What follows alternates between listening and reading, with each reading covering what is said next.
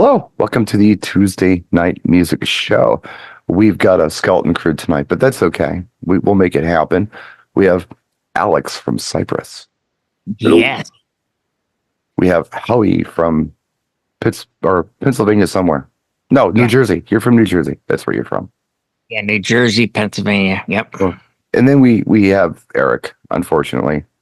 Oh, stop it. He wasn't going to make it, but then he said he could make it, so now we're stuck with him. The show is sponsored by DJ Event Planner. Have a look at them and our other sponsors down in the comment section on YouTube. So, I don't really have a topic for tonight, but I was going to mention something at the top of the show and just kind of get everybody's feelings on this. There are some groups out there that I see on social media and people post in them. Somebody made a post today where they said, is it cheesy to play TV themes as a DJ? And people gave their opinions on whether or not it was. But it got me thinking, who cares what other DJs think about what you're doing in that regard? This is your art. Do it your way. You might be doing it differently than anybody else that even thought of doing it. What say you guys on this? Okay. Go ahead. Sorry. Go ahead. Everyone at once. Yes, please. I actually used to do this. I used to play themes, Man in the Suitcase. There's a club back in the 90s in the UK called Blow Up, which is based on the old school movie back in the 60s. And we used to play theme tunes. They only last 30 seconds. But a lot of these theme tunes you link them with TV commercials, so people would know the music. It would be like, what is this like? It wouldn't sort of like we wouldn't be playing theme tunes from like soaps. We would literally, from an American point of view, Perfect Strangers, or we would play the Golden Girls, things like that. It would be more sort of like upbeat, jazzy themes, almost like jingles. But we used to do that. It's just a little bit something different. It's a little break. You can use it as a transition. Yeah. Maybe not so much, club, or you do it more early night when you've got the vibe going, and everybody's dancing. You might not want to do it at that point, but at the beginning of the night, it just gives like people like, oh yeah, I recognize that tune. Sure. So I don't see any point with that. It's something different. It's an old school thing. From my point of view, it's nothing new. Howie, you had a thought on this. Yeah, I've done it myself, particularly for Halloween, like playing that Munster theme song for just, maybe 15 seconds, 30 seconds, and then, crack into, a song that would be appropriate after that, as far as mixing it into, and other theme songs along that line. And I don't see anything wrong with it at all. But there is one song that I always play the whole song when I do for the hospital. And this is a summer picnic. I do this, and they do a lot of self-help groups, and it's from the psychiatric unit, and it's the theme from Friends, that TV show. Is that Rembrandt's?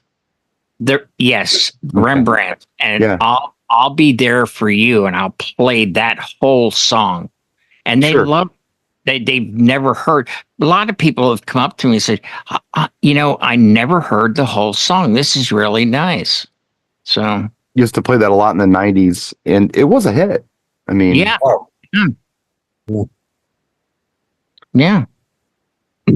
Eric, what you say. What you say. Besides the Sopranos theme song, what do you play? I've never done that, but I will say that I've done the Fresh Prince of Bel Air, and it just gets everybody singing word for word and loud and proud. It's a good little break, and and just like you guys transition to something else. And now this is, and they just all start going crazy with it. I don't do it all the time, And then like when I'm doing karaoke shows, I'll use the if I'm waiting for somebody to come up and they're taking too long to come up when I call them, I'll throw on the Jeopardy think music. Do, do, do, do, do. Yeah. And it kind of just makes everybody chuckle. But, Yeah. Yeah, so I think we're all guilty of it to a point. And do I care what other DJs think when I do it? No, as I shouldn't. That's one, like you said, we're all got our own thing, and we're going to go with it. Whatever works. Yeah, and time, everything. I feel like that there's a large segment of DJs out there, especially maybe younger ones, who feel like there's a way to do this, and you should do it this way, or it's not correct. No, this is about individuality. If we were all doing the same thing, we would be interchangeable, and it wouldn't matter who was playing what night. They're thinking that, okay, well, this is all about my mixing skills, or all about my scratching abilities, or no. This is about just being unique, and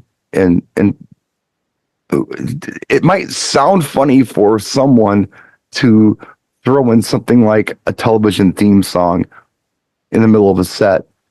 But you know what? Somebody is doing this in a very artistic way, and they know what they're doing. They're paying attention to their audience, and they're probably doing it very successfully. I haven't done it in a long time, but the one I used to love to throw in, and I would do it at midnight, like the peak set. I would throw in the Jeffersons theme song, and everybody would clap along. People just loved it. It's kind of a neat song, Apparently, that was done by the maid, if I'm right. Was that who is the one who did it? Yeah, because only because my girlfriend watches that, along with Sanford and Son and all these other shows. And she she was googling. I was like, yeah, apparently the maid from the show is the singer on the theme. I did not know that. Do you know who did the theme song to Sanford and Son? No. That is Quincy Jones. Is it really? Yes, it is. Wow. I feel like a Quincy Jones song. You big dummy. Right. I feel like I should know that. Holy cow. Not necessarily, but yeah, that was him. That was Quincy Jones. Interesting. Well, I was going to say, I was going to mention the Fresh Prince if I'm doing an R&B set. Yeah. Especially his R&B set ago. But then you mentioned Sopranos, and that, I remember because the Alabama 3 woke up this morning, which has also got Ain't Going to Goa. But the Alabama 3 is something I used to play as well, because in South London, that's where they're from. Oh, wow. Yeah. You know who has a really good set and transition with that is Dan, who's on the Monday Night Show, Dan Carpenter. We've heard that several times down at Atlantic City for our chili. He does that, that transition from Fresh Prince of Bel Air, where he's got that mixing in and out of various different songs, and it works really well.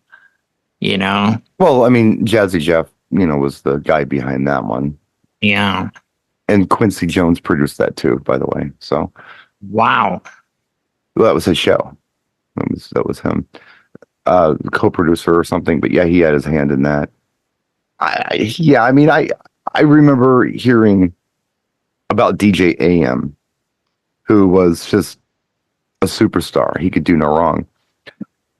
And he was one to do some crazy cool mashup stuff. He was in, what was it, Iron Man 2 or something like that? He was the DJ in there during a fight scene.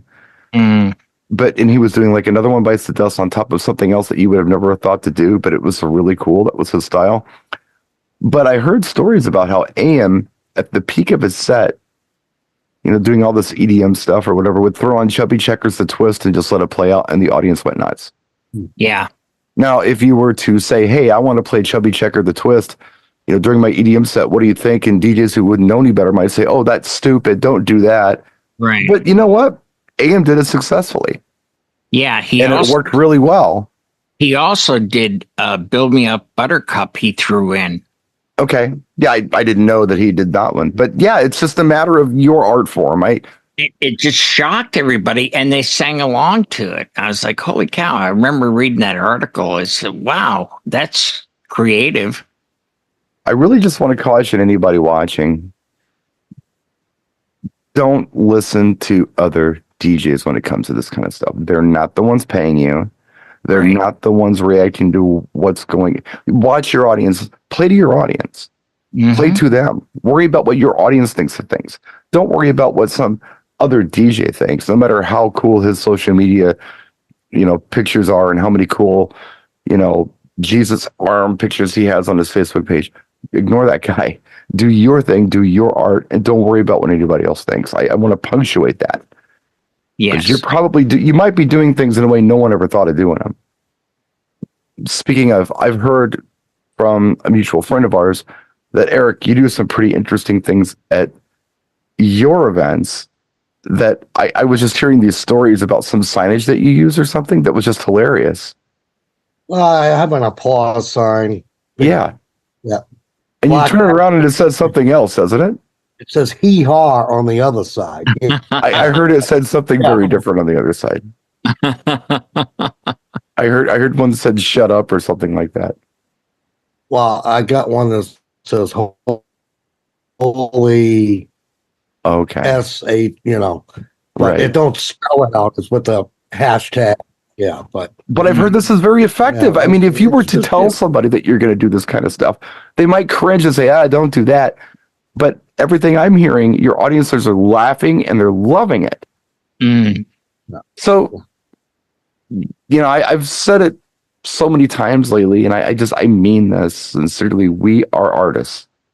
Mm-hmm. We're not really musicians, but we're definitely artists, and our art form is how we present this stuff. So I don't know. I would be really careful who you listen to about what's cool and what's not cool. I'd be very careful about that. And I just wanted to bring that up at the top of the show. No, I think conversation about it. That's very fair. We're all different. And yeah, we don't want to copy anybody. Just be ourselves. I mean, I'm more comfortable just being me. I love the fact that, and I've seen you, Brian, we go to these conventions and what you see here, right here tonight, that's what you're going to get in real life. We're not putting on a facade and we're not going to hustle you for money. It's all free. It's all free here. Well, I mean, everybody is doing their own thing and that's fine. This is where my moral compass is. I want to help people. My performances are a little different. Mm-hmm. They're not what I don't know anyone else who does what I do the way I do it. I know no one, and it doesn't mean that I'm better than anybody else. It just means that I'm unique, and I've definitely come into my own. And going back to what you were saying, and we even talked about it on your show last night a little bit, where don't try to be like someone else. There's maybe another topic for the show here. I talked about that Miles Davis quote that David Chappelle read. I think it was the Mark Twain Awards, where he was saying, Miles was saying, it's really cool when you start to play like yourself. And the interviewer said, what are you talking about? He said, well, when you first start playing any instrument, you emulate others who play the instrument. And you learn their technique and their style. And you don't just do one, you do several. And then you practice and eventually you start coming into your own.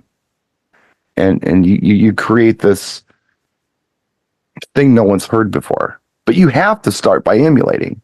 Mm-hmm. And, that's okay. I think that is totally fine to look at what Eric's doing and look at what Alex is doing or look at what Howie's doing and emulate that.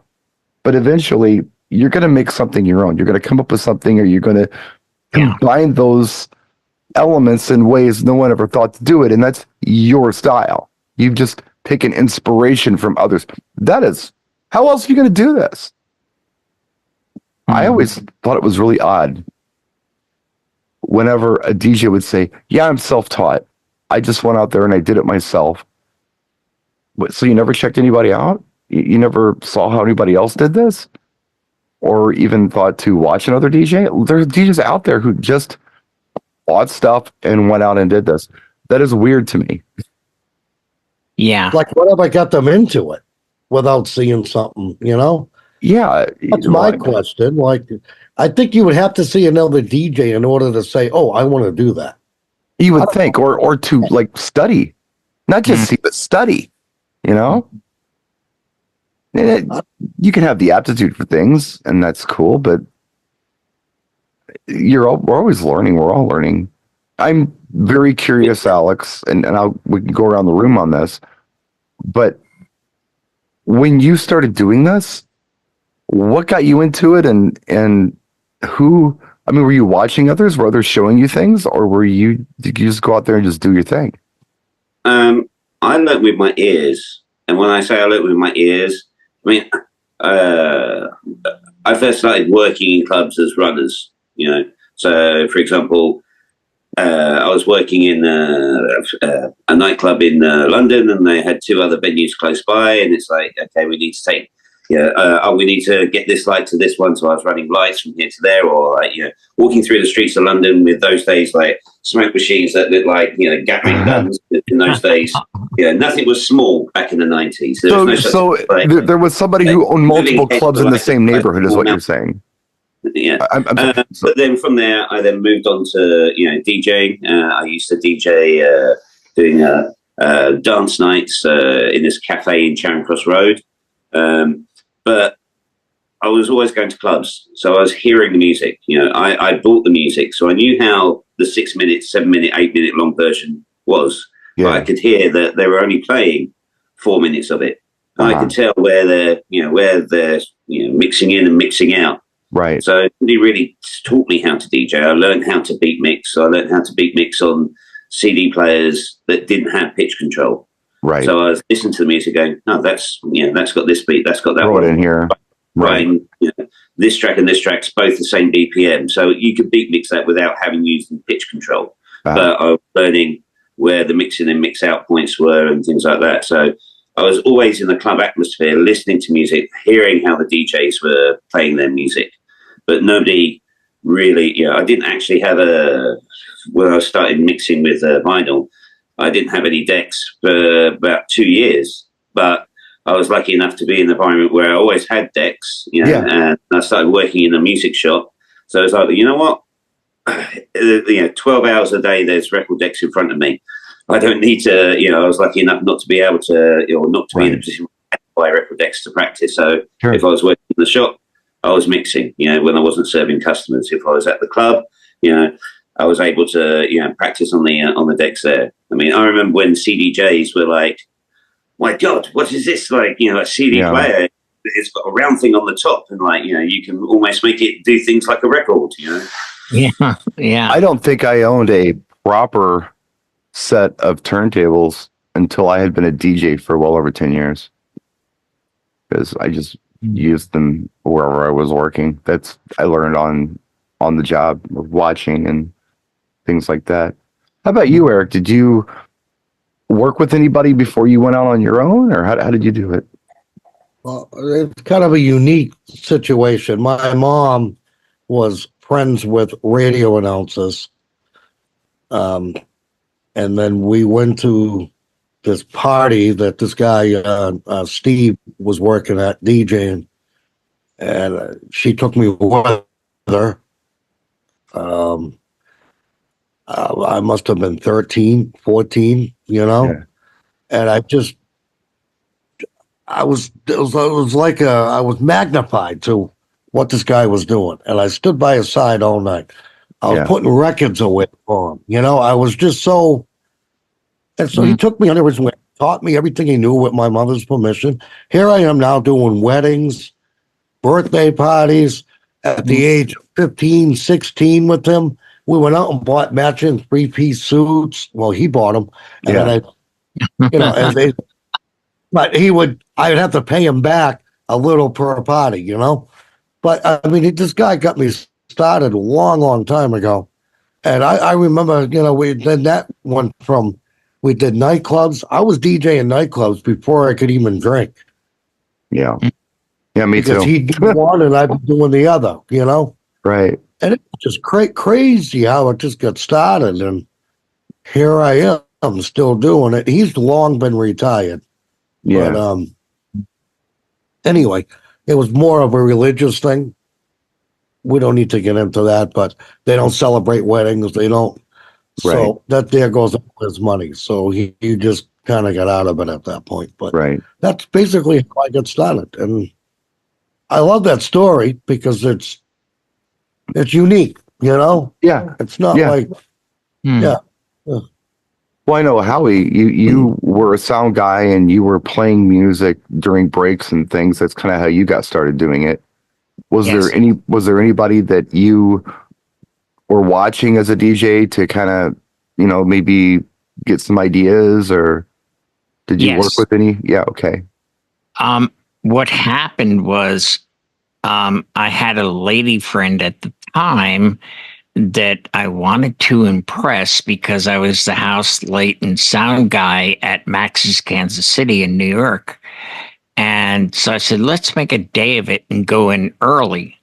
You know, I don't have to go on until 9 o'clock. So we went through the village, and we stopped in Washington Square Park.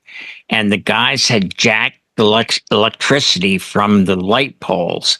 They took the cover off. They had that proper screwdriver for the, you know, anti-vandalism, whatever you want to call Right. it.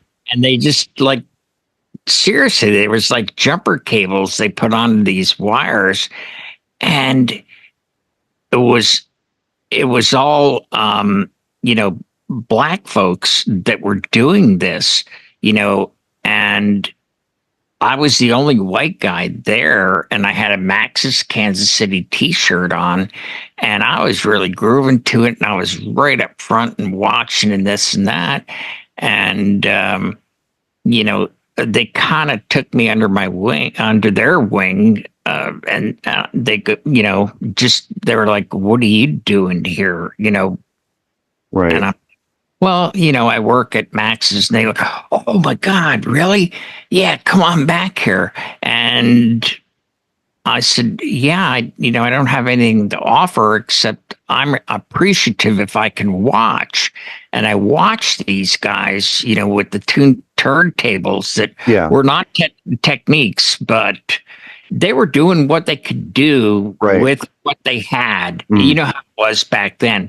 There was no prosumer grade even. It was all like, you know, Right. home theater stuff, except for the speakers, you know. Yeah. So that's my experience, and it worked. I just know when I started DJing when I was at the skating rink, I was thrown in one night to do it, but I'd been paying attention to what the other guys were playing. I knew what they played, and I always thought, well, you know, maybe they should have played this too, and I would incorporate some of that stuff, and some of it was effective, some of it wasn't, and I kind of did that for a few years. But then when I started doing weddings, like when I was 17, that's when I started working with all of these different, very talented DJs. And I was listening to how they MC things and their timing and their sets and how they did their transitions and how they did their mixes. There was a different one every night for years, and until I just started kind of going out and doing it on my own. At first, I would kind of act as the assistant to these folks, and then I would slowly just kind of start taking over as time went on. And in my brain, I was always humble about it. Well, I'm still an assistant. I'm like, no, you're actually really good. Go do it. You're on your own. I'm like, no, I'm not ready for this. Of course you are. Go do it. It was so important to me that when I was doing an event like a wedding or something, that I didn't screw it up. But come to find out, it wasn't quite rocket science like I thought it was. And I was able to pull it off. Yeah, just watching and working with others and listening. And you make mistakes, and you should learn from the mistakes. But I did that for years, and I'll still do it. I'll still work with somebody once in a while, and I'll learn something new. I did a setup with Wavy Davy just on Saturday, he set my PA up, and we learned from each other on that. Just different ways of hauling things in and handling equipment and speaker placement. You're always learning. You're always learning. If you just do it by yourself all the time, it's hard to grow.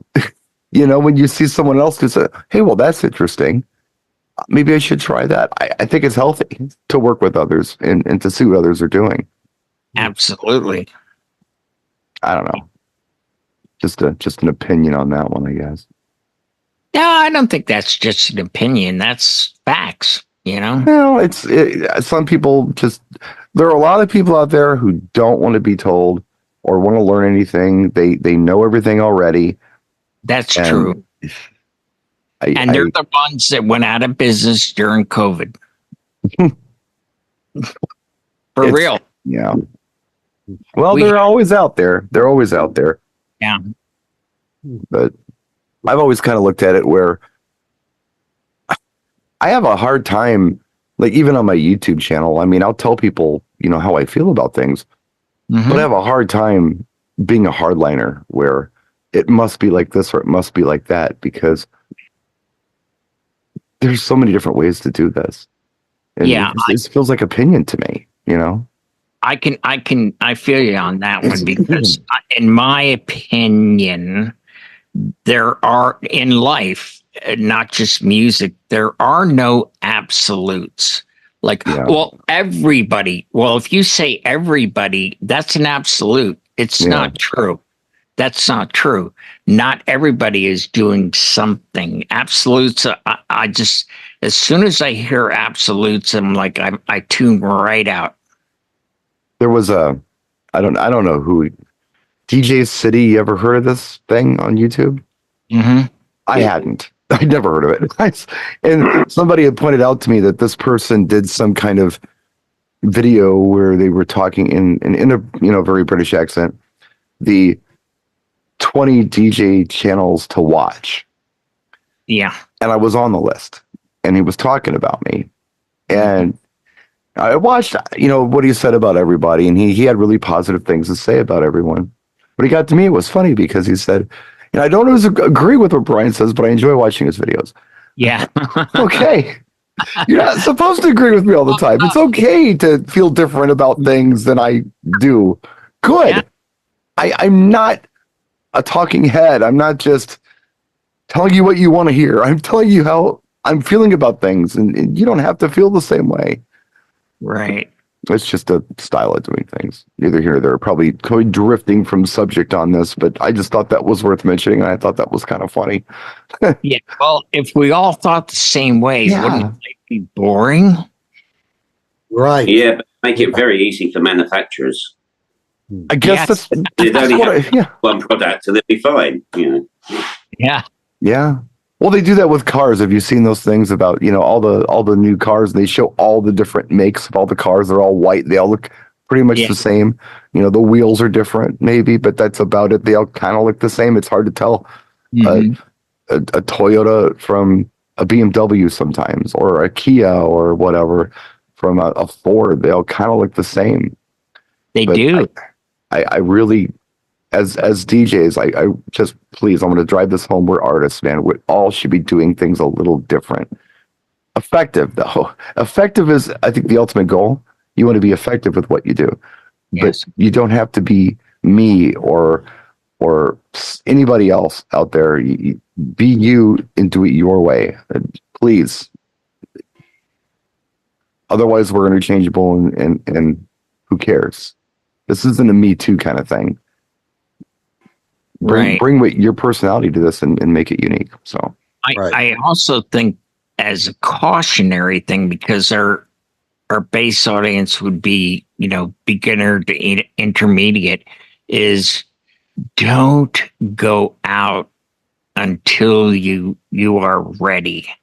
Don't go in public until you're ready, because it's that old cliche, first impressions. Yeah.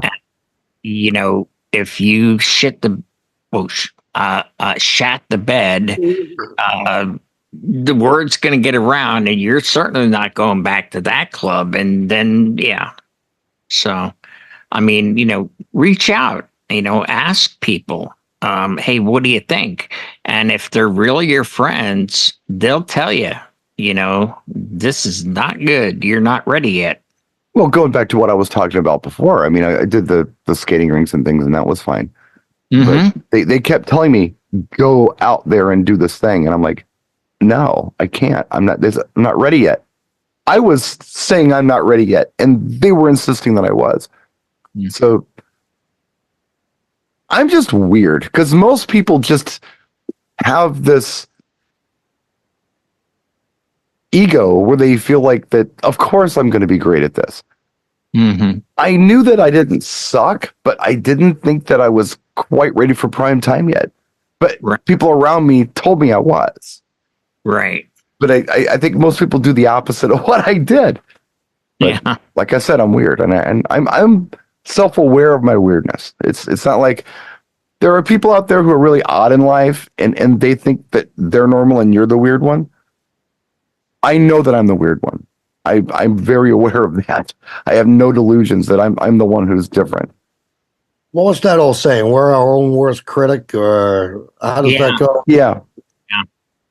That's probably how I would describe you when they were saying you were ready and you said I'm not. Well, I mean, I just didn't want to screw up somebody's important day. I mean, that was right. Just felt like a big deal to me, Yeah. And the flip side of that coin is, you could have, your mother is always going to tell you, oh my gosh, my son is so good. You're great. And you fall for that. You go out in public and you fall on your face. Yeah. Oh my gosh. Please be honest with yourself. It's funny, when I was going to become a father, I always would notice people who had kids would talk about how wonderful their kids were all the time. And then I'd meet the kid, and the kid wasn't very interesting. And okay, yeah, great kid, whatever. But you're thinking, God, calm down. So when Stevie came along, I made it a point not to do that with anybody. And people would come to me and talk about what they thought of her. Mm-hmm. Oh, she's wonderful. She's this. Okay. I knew in my head, I loved my kid and I thought my kid was wonderful. But I didn't want to tell anybody that's how they should feel about it, or, I let them tell me, but I wouldn't go there. I got you. You know what I mean? It just, yeah. I told you I'm the weird one. I look at things a little different than a lot of people do, but neither. But yeah, anything else you guys want to talk about this week? I don't have any. Oh, Alex has something. I was going to say, joining on the previous topic about the DJs. Obviously, I was doing the West End London thing, but I was doing dance music, EDM, what they call these days. But in my local town, I was always also interested in my indie alternative, as they refer to. And there was this one bar, that I went to. I went up to the DJ and I said, "Oh, can I request a song?" He's like, "Yeah, okay." So I requested a song. He played it. Luckily, people danced. Then about 3 songs later, I went up and they made another request. And this followed out until the point where I made like my 5th request, and he just went, "Look, I'm going to the bar. I'm going to have a cigarette and a beer. That's the record player. That's the CD decks. That's the music. I'll be back in half an hour." Yeah. And then we ended up, we basically, he said, "Right, what are you doing next week? Come back. Then he eventually, because I'll be honest, the first couple of nights, I just got my drinks, but I thought, well, this is cool, why not? Then we did it on a regular basis. And then from that, we hired a function room in a local pub. We sold tickets on the door. We brought our own sound system in. We brought our own lights in. And we did our own thing, as a nightclub till 3 o'clock in the morning. Yeah. But again, it was like, well, you know what? It was him as a DJ that was like, well, you know what? But I want to sit down and have a break, Right. you don't know who you are, but you seem to be making good requests. You do your thing. Just do it. He's here. If we're gonna work together, let's see what you can do. Right, but right. Without saying it. That's the that's best called way to learn. recruitment. Yeah, that's the best. Or indoctrination, perhaps. Right. I don't know. Yeah, and it's like, what do all these buttons do? Oops. Oops. I guess I'll go back and stay in my lane. No, That reminds me of the guy, Steve, the guy that took me under his wing. We were doing a wedding, and it's the funniest thing. The floor is packed, and he accidentally hit the power button on the mixer, and the floor is packed, and he hits me. I'm like, what?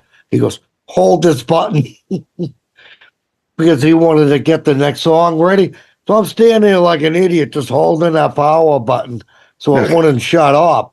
He goes, when I tell you, shut it off, turn it back on.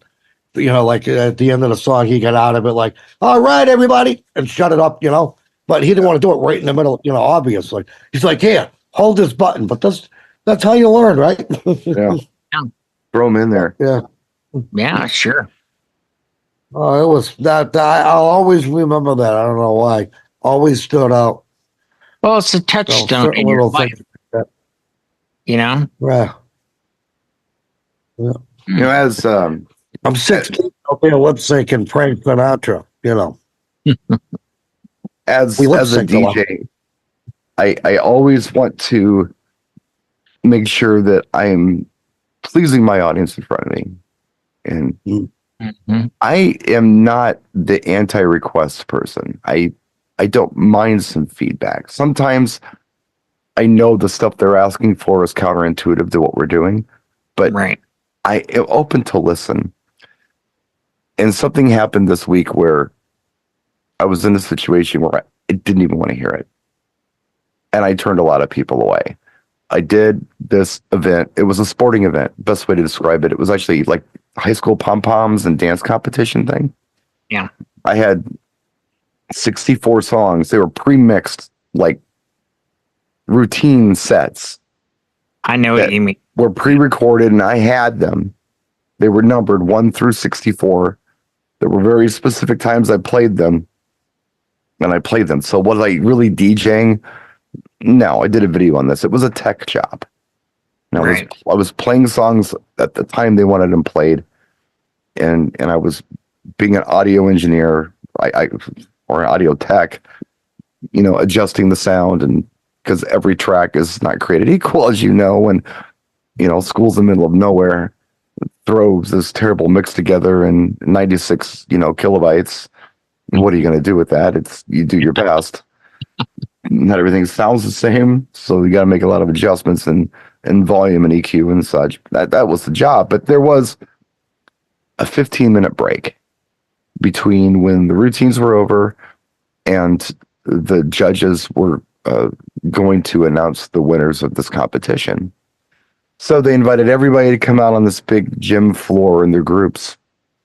And they asked me to just play some music that was appropriate for school children. And it was anybody from probably 5 years old all the way up to 17, years old, I would assume, maybe not quite that, but Yeah, sure.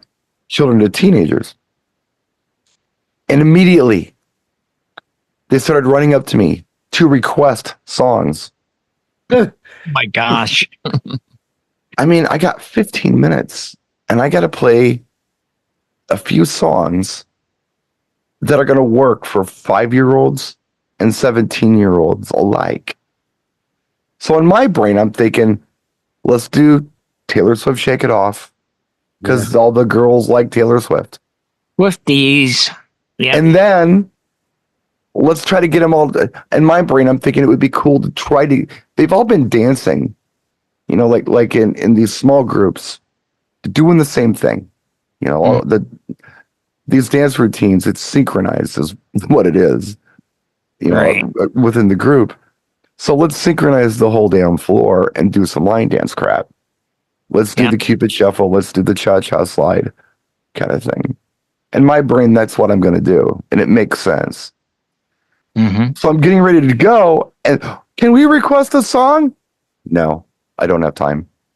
And then, can we ask? No, Sorry, no time. I've never done that. I've never outright refused requests until last Saturday. And I can't tell you that it felt bad. I felt bad turning them away, but what I did was effective. Yes, it was it was the right thing to do for that particular gig. Yeah. I mean, I'm thinking to myself, as much as I love their input, I am a professional, and I know what I must do, and I don't have that many choices. So let's pick the best stuff and throw it out there, even if I have to ignore these girls. And I felt bad about telling them no. But as you said, you weren't there as a DJ. It was a tech job. Right. So, you know, from that point of view, technicians don't take requests. They get on and do the job. Well, I was a DJ for 15 minutes. That's what you only had 15 minutes to work with. I mean, how could you possibly You had your phone 10 requests? And in my brain, I'm thinking, what would be the coolest thing? The coolest thing would be to get all of these competing groups, literally a few hundred kids doing the exact same thing at the exact same time. Yeah. And they did. And they didn't do it until I did the cha-cha slide. Right. It was funny because I did the Taylor Swift thing and they all sang and jumped around in their groups. And I did the Cupid shuffle and they did it within their groups. They were all going different directions, but within their group, they were synchronized. But when I did the cha-cha slide, they all did it together. And that's what I wanted. That's what I thought was so cool. That's cool.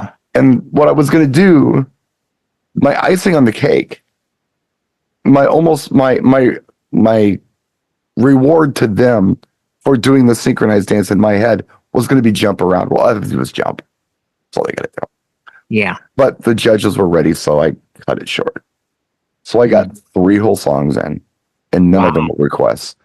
And yeah, first time I've just outright said no to the request. It was different. I don't know. That's cool. I try to be accommodating. Sure. But I think I did the right thing. I don't know. You did. I think you did the right thing. Of course. Yeah. Let's see what happens when you don't have a topic and Jay's not here to like eat all the time. Oh. But the thing is, as you said, you had 15 minutes. If you started taking requests, then you're going to get the whiny kids. Oh, why didn't you play my song? You took my request. You know, it's like, take no requests. Nobody can complain. Everybody's equal. You know? Yeah. I didn't play Joey's song, but I did play Susan's song, but I didn't play Simon's song, but I played Sally, you know. Right. It was just odd. I hadn't played anything yet. They were already asking for things. But yeah, there were probably 6 or 7 groups of girls that came up to ask for songs. And I got a chance to play 3 tracks. Right. I don't know. It was just funny. It's really, because you probably had a chance to play about 40 TikTok songs, you know. Yeah. Yeah. I did do, because they had a couple 3-minute breaks and I would play buffer music there. And I played that little Boo Thing track. That's I guess a TikTok song. And they like that. It's like a 2-minute long song. Even the little kids were singing along to it, who I could see were ready to go out and perform. But yeah, that was my weekend. Alrighty then. Well, we can put a fork in this, guys. We can close a little early, give John a little shorter show. All right. But thank you for tuning in, and we will see you soon. I don't know when John's going to start uploading these videos or when you're watching this video. So let me go out on a limb and say happy 4th of July to all of you in America. What would a bang? And give it a thumbs up. What happened?